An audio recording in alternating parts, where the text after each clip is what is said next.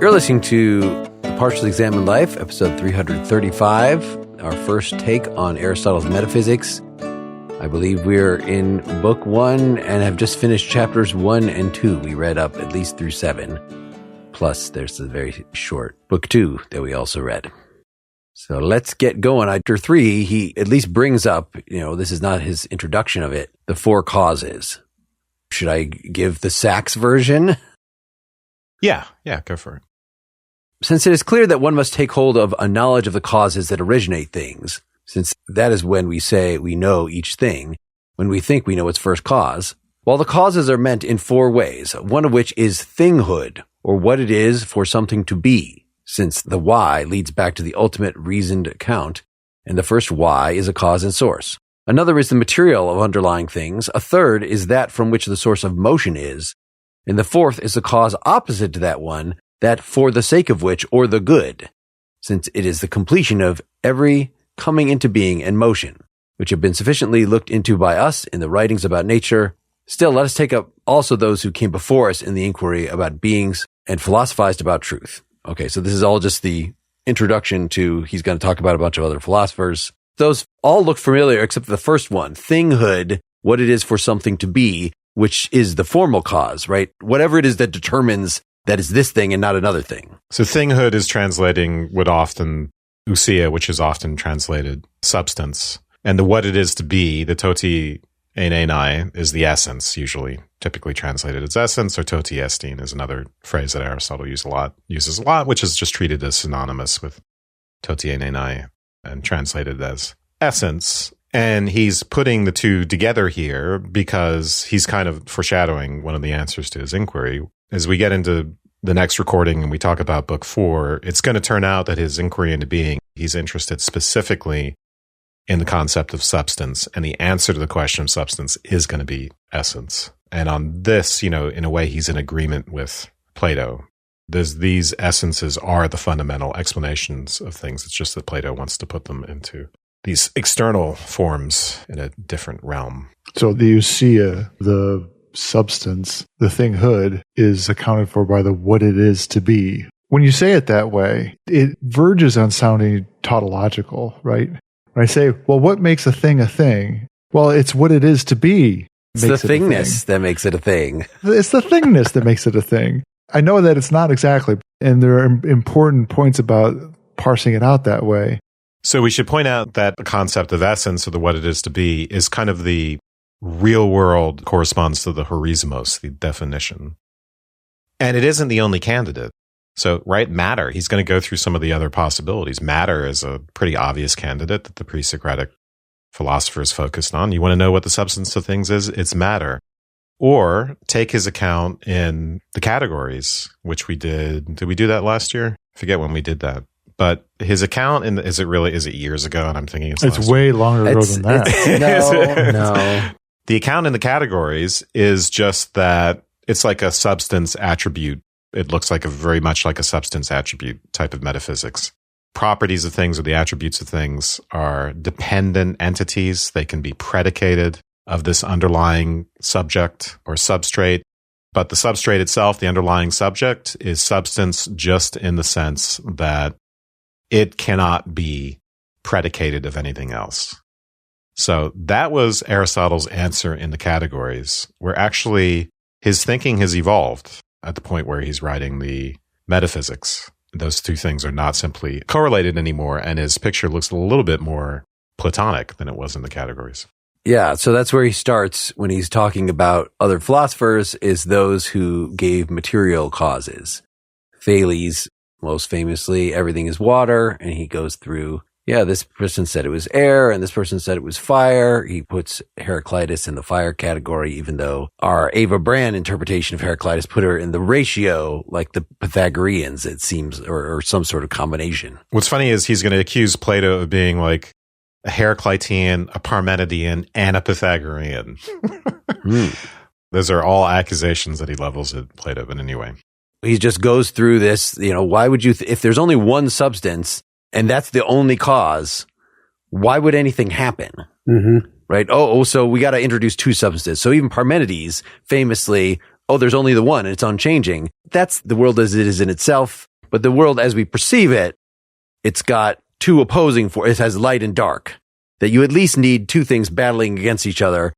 But as good scientists, we can probably figure two forces that just act in opposite. Like, how could that actually explain like the intricacies of motions that we see? Again, it's just saying, well, one is operating here and not there. There's a ratio of the strength of the two in this area, and sort of trying to get, like everything would be zeros and ones or something. Like maybe there is a coherent way to chase this down and say that, oh, there are two fundamental forces, and just the combinations of those things and how they affect each other and, can explain the entire macroscopic world.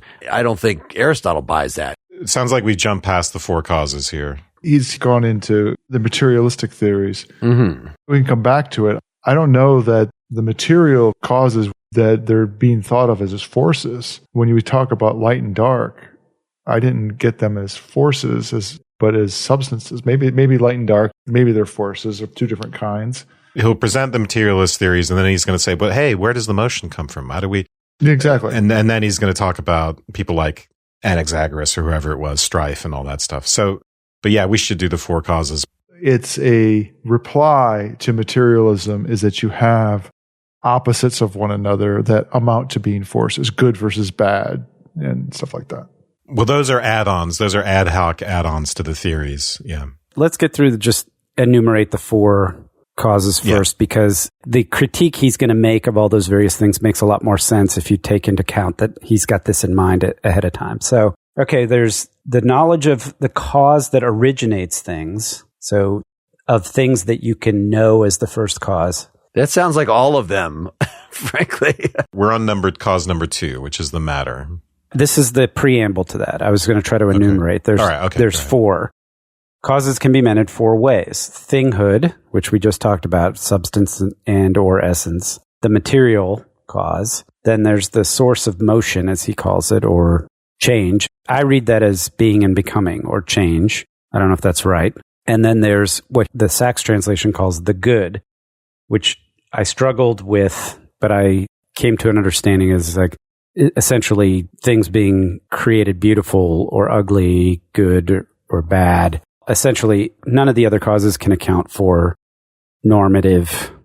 I don't even know. That's a judgment thing. It's that for the sake of which. It's like seeing eyes. The final cause explanation of an eye is seeing. It's functional explanation. Functional. Or if you said final cause, that's what you would be referring to. Okay. Yeah. So the final cause is that for the sake of which Aristotle repeatedly identifies with 2 things. One is the good, and then the other is telos. So the end. So this is the fourth cause is his teleological cause. And both words are there in the Sachs and the Ross. Yes. Both the words, the forsake of which, or the good, and the end. The purpose and the good. He repeatedly will shove all those things together. That for the sake of which, the telos, and the good. Which you can see why, right? How do we explain what an eye is? Well, it's for the sake of seeing. It's telos, right? Developmentally, the end towards which this particular organ has grown is when it reaches completion of its coming to be. That's what it is. It is that seeing thing. And the good of the eye is seeing, right? We think it's not a good thing if the eye is damaged and we can't see. So we've got, what is it? Final, efficient. What are the 4 causes? Formal, material, efficient, and final. Yep. Okay, I think I know what material is. We just went through final, teleological. Which one's efficient and which one's formal? Yeah, efficient is motion. It's like there must have been an original billiard ball that hit all the other billiard balls, or the original domino, let's say. That's why we should pause on these. Because we're aggravating Wes. Well, the Routledge lays it out very clearly because it becomes a bit misleading. So in the case of the material cause, I think the way listeners should think of this is Aristotle is thinking a lot about biology and a lot about things being born and growing and, growing to completion. So the Routledge guide encourages us to think of matter as that out of which things come to be, which will turn out to be much more like a seed than, say, bronze. In a way, the whole bronze is the matter of a sphere example turns out to be very misleading, which we could talk about in more detail. And then in the case of the efficient cause, it's not just billiard balls knocking against each other.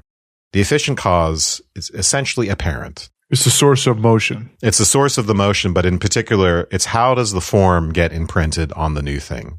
So the causes can be more than one at once, right? So it's how does this form get use motion to put its form on a new form? So I would think of matter as the seed cause and the efficient cause is the parental. I always just think of it as the parental cause. It's a good clarification that brings that efficient cause into biology, but it's still your parents banging on each other are going to get you the child, right? It's like form transfer, right? It's the motion, it's the source of change, but it's a source of change that is formal, right? It's the way the form gets into the matter. And the way the form changes. You're not going to believe this. I'm embarrassed almost to say that was an incredibly helpful clarification because I don't know what it is in my head that I have been thinking of the term formal, not when you said imprints the form. I was thinking formal like, versus the fancy cause. Yes, something not that. So now that his discussion later on, which we won't have time to get to today, I don't think, he goes on about like what participation in the form could actually mean. The way you explain it, Wes, if you've got this structure of, there's the efficient cause, there's the material cause, or the material out of which, and that somehow the efficient and the material cause, or the efficient cause imprints the form on the material, right? And ultimately does so for the purpose of the teleological. Seeing that now, that makes a lot of sense, particularly in that sort of semi-biological metaphor. But it also explains why he kind of goes off on like, what the hell could participation in the form actually mean in the section where he's talking about Platonic forms is, like, what does that actually look like? And what would that actually mean? He's, again, in the context of this, he feels like maybe he's got a richer explanation. Empty and poetical talk. Yes. Your observation about formal cause is one that I remember having the same kind of epiphany. Oh, now I understand why it's also called material. But the same thing is for efficient cause. Wait, it's not called, material is a different one, right? So the formal cause is the essence. That Right. was the first one. It gets confusing because in a way the efficient cause sounds like the formal cause because it's the form transfer cause. It's what puts the form into the matter. It's the source of motion, I think, or the starting point of movement is another.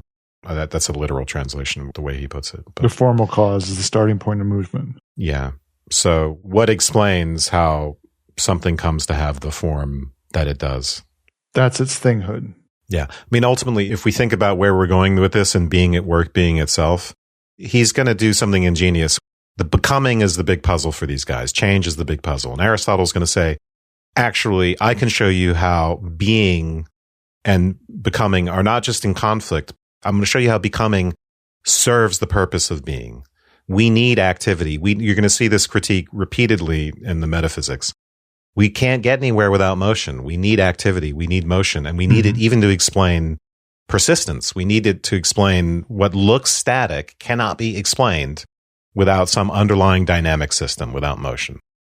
Sounds a little like Eva Brand's Heraclitus, that you need the tension, you need the dynamism of the system to keep it. Or is tension of the taut bow that actually does not imply motion? Am I taking that too literally? Well, I mean, Heraclitus, right, famously thought everything was in flux. And, Sure. But yeah. And it's just what you do with the flux, right? Do you say the forms are out here or the forms immanent, as people often will say Aristotle wants to say they are? Or can you say something about the flux that, hey, the flux is actually integral in producing form? Form is a product of motion and not just antithetical to it. The form matter distinction, I always remember vividly for Aristotle because of his most hilarious wrong biological theory, which does come up in our reading, not until chapter 6, but just the idea that when the male seed enters the female womb, the womb is just providing material, is just giving, here's some cells. And then the sperm has the entire blueprint. All the genetic material is coming from the sperm. So the sperm is the act, was the efficient cause. But then the form is the blueprint that's in the sperm, and the womb has the matter. The hule.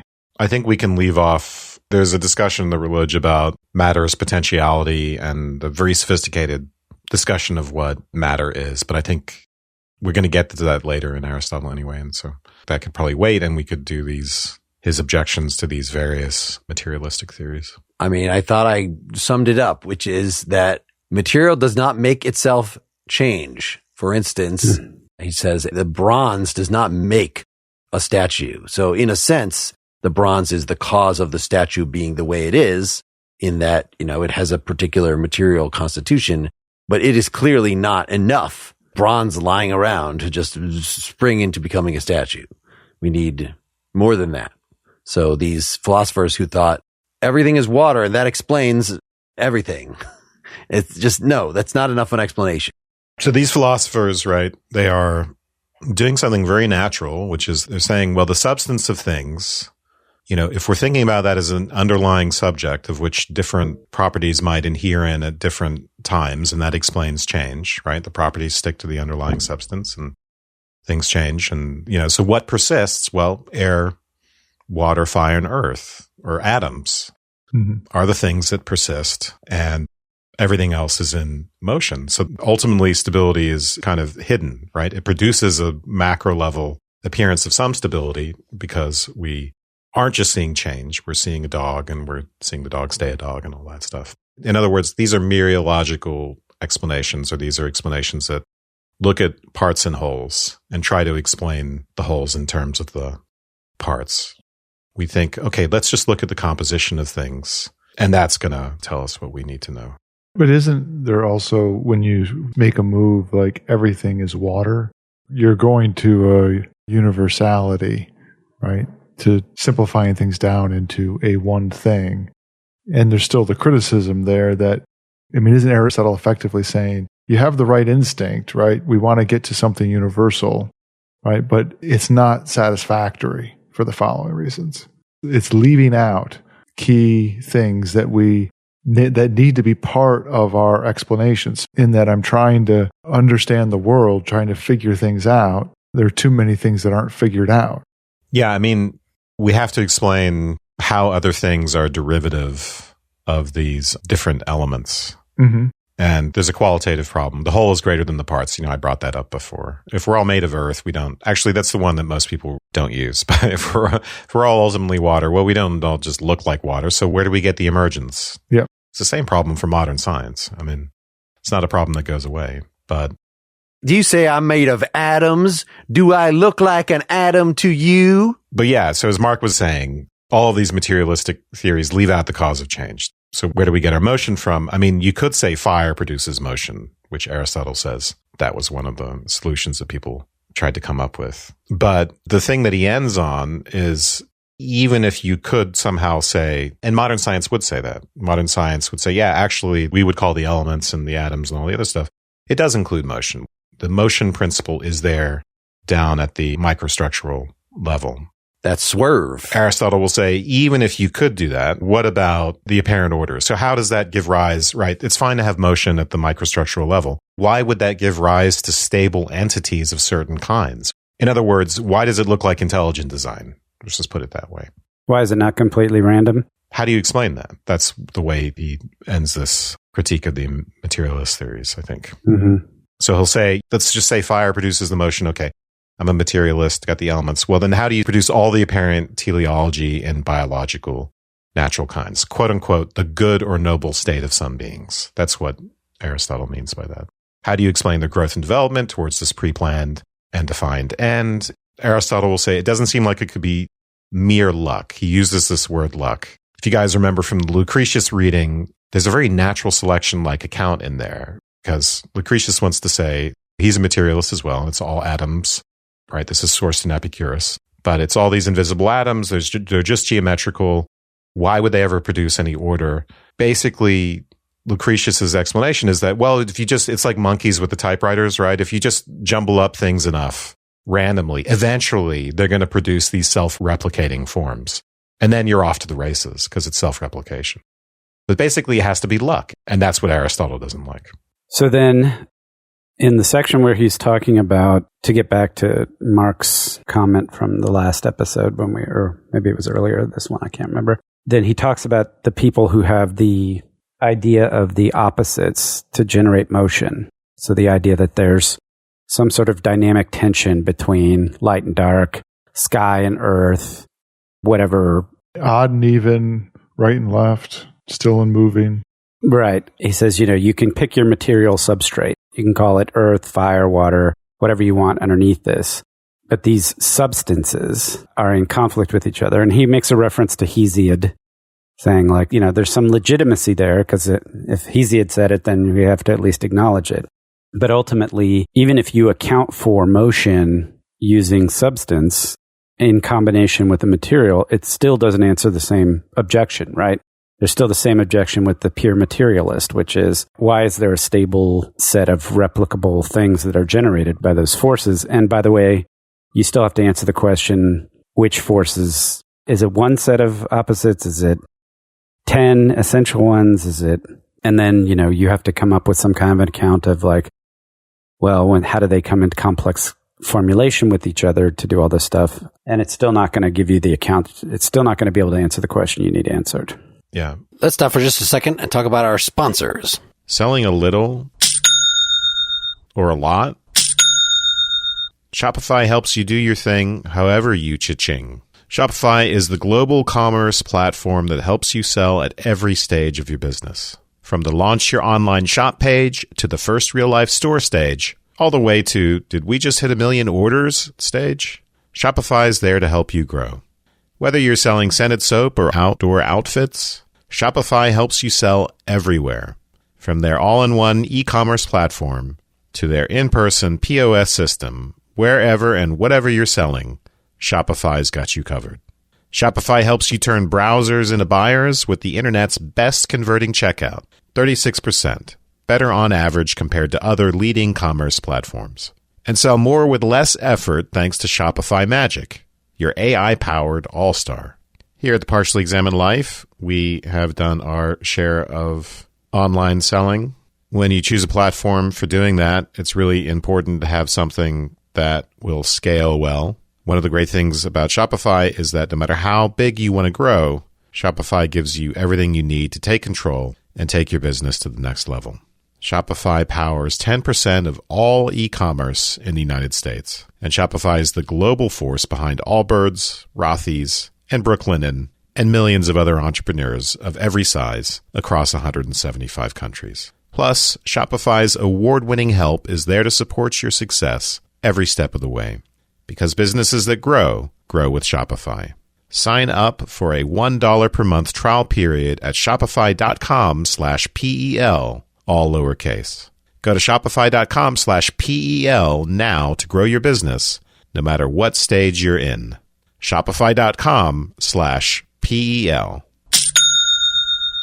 He starts out section 4 basically with that teleological worry, the good. What's the cause of the good and noble state? Even if you say there's motion in things. And what's the arche? What's the principle? And then you get Hesiod and Parmenides positing Eros, and then strife with Empedocles, because we need to account for bad and ugly things too, right? It's not all just... The universe isn't just all shits and giggles. It's not all just order and form. But anyway, he talks about Anaxagoras as introducing intelligence. Basically, it's like Anaxagoras is an intelligent design theorist, it sounds like. And that he calls a deus ex machina. So I think the overall critique here is that this is really ad hoc. You're just going to come up with these kind of ad hoc explanations for why things are ordered the way they are. You're going to say, okay, there's attraction, there's repulsion, there's this, that, but that doesn't really do the trick of telling us why. And of course it doesn't, because you need some concept of evolution if you really want to understand it, right? You can't just say, oh, it's attraction, repulsion, things cling together. Voila, a cat. No, cat is a functional organism. You can't explain functionality in that way. I recall at one point we were pitched, or I discovered or something, somebody had written a book on Anaxagoras whose writings do not persist. And I feel like we should pursue this more because maybe he has an element that's in Plato that's not in Aristotle. It's not just that he's an intelligent design theorist. It is that instead of water being the one element, mind is the one element. So he's more Spinoza. He's more the first idealist, maybe. I don't know if that helps. Like, it certainly seems less gimmicky than, why is there so much order in the universe? Well, because somebody wanted it there. No, it's because the stuff itself is mind stuff. And so it organizes itself intelligently. Both of those are pretty mystical sounding. Yeah, no, good point. I was mischaracterizing him. Well, you're characterizing him the way Aristotle characterizes him. Right. He goes into Leucippus and Democritus a bit in the section 4, and it's a really weird, because we don't get the word atom. I'm like, where are the atomists? What do you have to say about the atomists, Aristotle? Doesn't that sound good to you? But he just talks about the full and the /solid and the void. Is that just the translation? Is he really avoiding the word that is normally translated as atom? Or is the word translated atom being translated as... No, it's not being translated as full.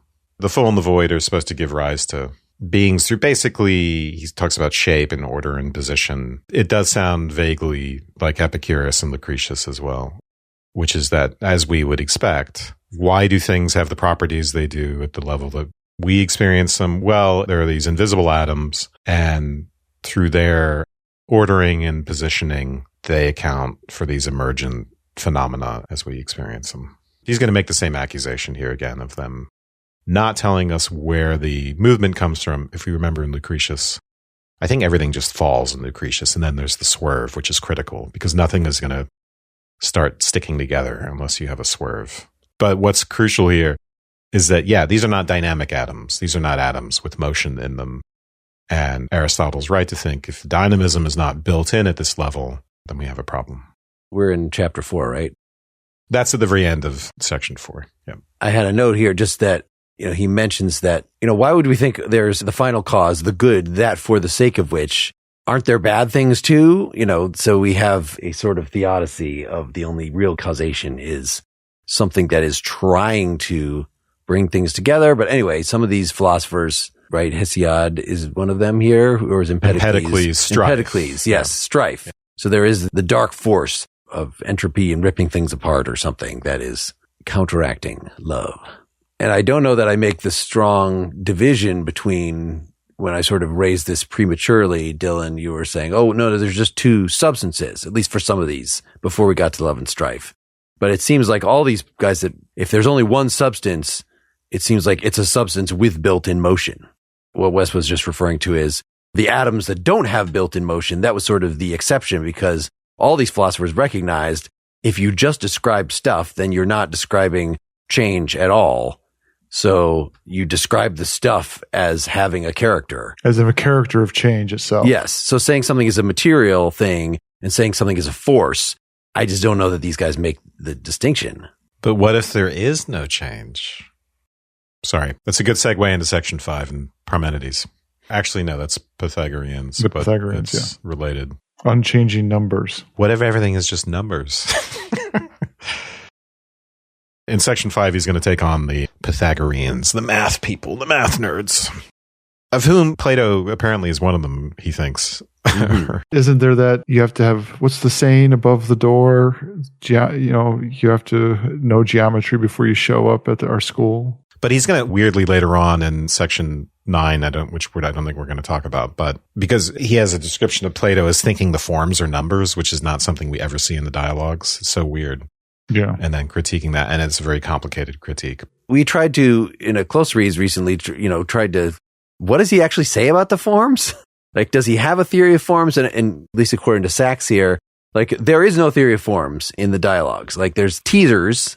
Think about this as a problem, but that supposedly there was a theory of forms that was taught in Plato's school. And this is what Aristotle is reacting to. So it's very weird. Like, we think we've done plenty of Plato to know what the forms are, but actually we're getting something new and much more concrete from Aristotle's take on it. So the Pythagoreans will say numbers are primary. They're good candidates for being the elements of everything, the first principles. Yeah, it's worth pointing out that things like harmony or the ratios between things, right? That a little bit like Heraclitus, where you have like the tension in the bow, which is born out of the relationship between two things, and it's that relation that matters. That's also going to be true for the Pythagoreans. It's not just numbers when we think of like, oh, there's a number, the whole number. It's the relationships between them. Yeah, and those can stay the same through change. Yes. Right. So this is a very intuitive idea that they're onto, and it is, of course, at play in modern science. Modern science, we are saying to some extent that we're not saying things are numbers, but math is very important. Where we're saying the world is numberable, that's straight up Galileo, right? It fits patterns, scientific laws, force equals mass times acceleration or whatever your favorite law is, that these are ratios. That's all a way of saying it's numberable, right? Right.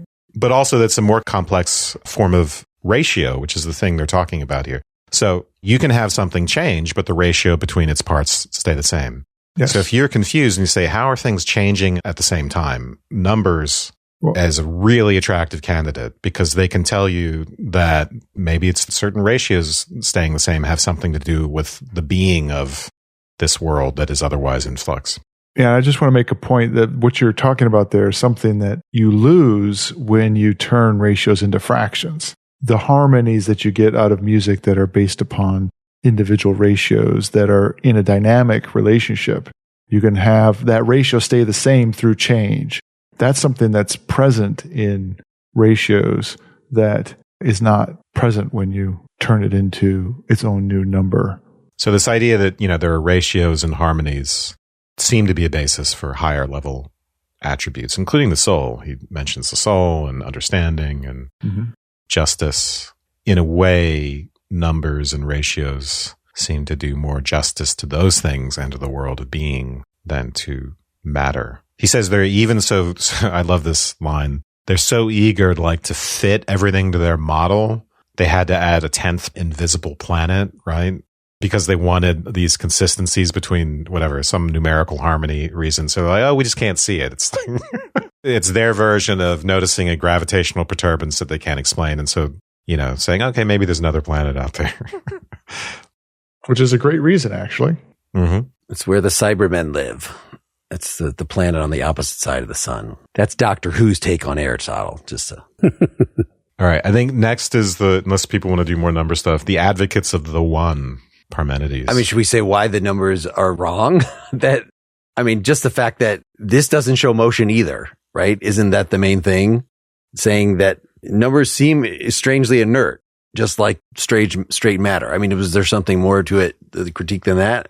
He says there are other problems with it, like the idea of the units, like how do the numbers relate to each other? What is the unit of a number? And so there's sort of ontological problems raised by making a number a thing, but I didn't completely understand those points. Yeah, I thought there was, if you're thinking about the numbers kind of explaining the formal aspect and doing it in terms of ratios, you would have a number ratio, which would be like human being, and then two other somehow number ratios that would be Mark and Seth as human being. Like it gets... And two-legged, wasn't it like that every property becomes a ratio? Yeah, you get this proliferation of ratios trying to explain the formal aspect of things. It was very confusing and very hard to understand. I believe proliferatio is the portmanteau, if you want to use that. Some who proposed the element said the universe had a singular nature, quote unquote, singular nature. I think he then tells us he's not going to actually go into much detail on this because they don't know how to deal with motion, and say that the universe is not movable. So others had the sense to add the principle of motion to their scheme, but the Parmenideans do not. I feel like we can just refer folks to our excellent Parmenides episode where we discuss this very thing. The basic idea is only the one exists. So everything seems diverse and in motion, but that's a phenomenological illusion. Underneath everything, it's all actually one. It looks that way in perception, but if we look at things just from the standpoint of reason, what we see is a completely static unity. In a way, it's a little bit like the Pythagoreanism thing, with the ratio that stays the same.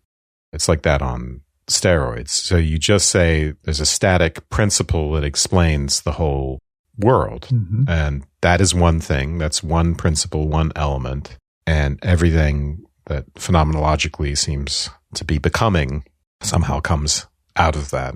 It's like the ultimate unified theory, let's say. What else do we need to mop up here?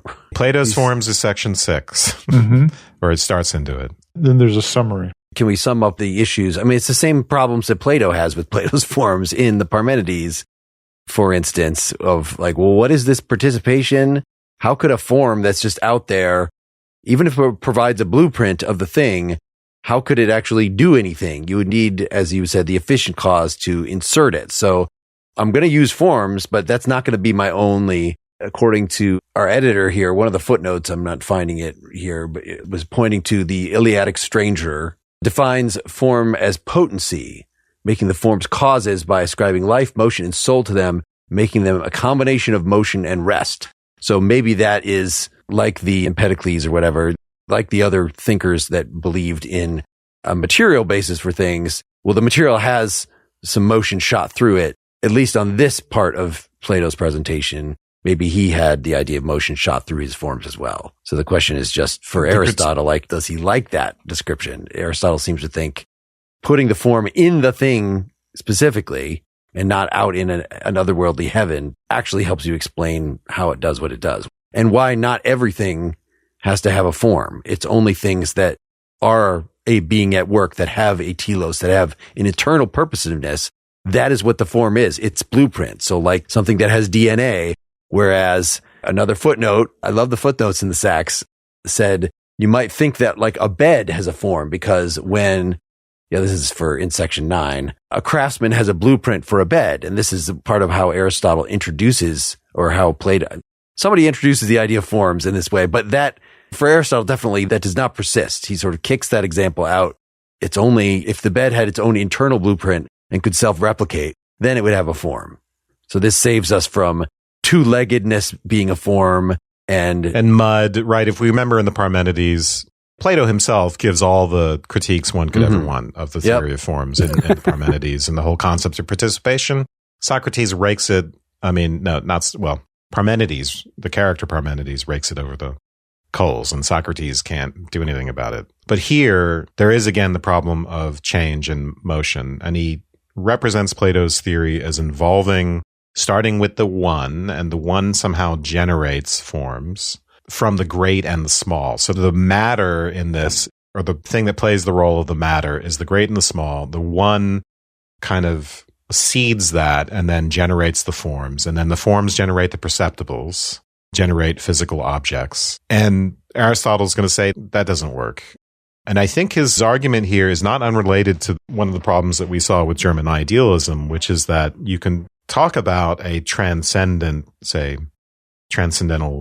ego, like a Fichtean ego, all you want. But how do you produce contingency? How do you produce facts, right? You can say there's all this formal stuff, all you want. So, for instance, having a form of dog that doesn't spit out little dogs, that doesn't tell you where they are in time and space, that doesn't tell you what they did with their lives, doesn't tell you anything. It's just purely formal. I think that's his critique here.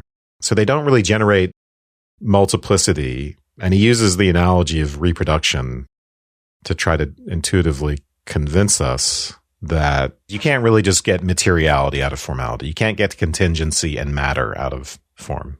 So I really did not understand this stuff about the dyad.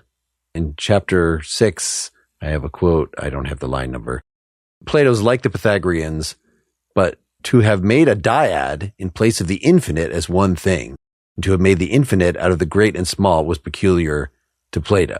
So the dyad is the great and small. Is this the case of, this is the Plato's, as it was taught in Plato's school? We only learn of this through Aristotle. It's incredible. Wasn't there some reference to the symposium in here, at least in a footnote about like, that's where the dyad comes from, is that motivating force of eros involves some sort of dyad, and that's where we get motion out of form. I thought the dyad was the one in the many. That would make a lot of sense. But here it's the great and the small. I mean, in this chapter, he doesn't mention one in many. Yeah, I don't even know what the great and the small what does the great and the small mean? This for all the knowledge of Plato. It's just weird. It sounds weird. And when Aristotle talks about Plato, he sounds really weird and mystical, and the forms are numbers, and it's just, So apparently there's a whole Plato club got really weird, but they didn't put it in the dialogues. But I have this image, Wes, of Phil Hartman's caveman lawyer sketch from Saturday Night Live of Aristotle being like, I'm just a simple caveman, but I can't understand how the many could participate in the one without being... Your ways confuse and frighten me. Your metaphysics confuses and frightens me. I wonder if Aristotle had that faux humility at the academy. So driving everyone crazy. I mean, I remember Plato trying to be very concrete, and so that talking about, like, is the form of the hot itself hot? There's sort of the essence of hotness that is physically heating all the things. And so we don't want to say that the form, I don't remember what the solution to this was. Maybe Aristotle's just pointing out these problems, and this is maybe one of the things that, Parmenides was bringing up in the dialogue against Socrates. Talking about the great and the small seems very on brand for Plato's Socrates in trying to present. It's not that the forms are like in this mystical heaven and we can only get at them through myth or something like that. No, it's the great and the small. You're pointing at the, I don't know. I can't make sense of this. The great is outside the cave and the small is in the cave. The shadows are small. What does this all mean? The real key is that it's just missing the phrase, all the creatures, great and small. and that would solve everything. I got it. It's definitely all is wise and wonderful in this is explained by the metaphysics, by the final causes. Before we end, I just want to say in section 7, which is the last section of our reading, our official reading, he tells us that, part of the reason for doing the survey is to see, are there any causes that I didn't think of in the physics? And he says no, that none of them appealed to any other cause than the types I mentioned. They all had a material cause, like the elements or the great and small or the unlimited. Some people were worried about a cause of movement, an efficient cause, like with eros and strife and all that, or fire, although he doesn't mention that here. And then he'll say they don't really do a good job of explaining essence of what it is to be, or ousia, the substance. And he'll say Plato was the best. Plato did the best job at that because he forms the essences of perceptible things. And, we're going to see that he likes this idea of essence. And he doesn't make the mistake. He'll say here something that confuses me, which is that Plato does not make the mistake of trying to treat essence as matter, as the matter of the perceptibles, as the materialists do. And he doesn't say the forms are the starting points of movement in the same way that the materialists do with fire or eros or strife. Because he's more like Parmenides, where the forms actually they couldn't cause movement because they are eternal and unchanging. And so it's actually only their intersection with the material changing, basically false phenomenal world that produces the appearance of change. Is that right? Am I just describing Plato as a Parmenidean?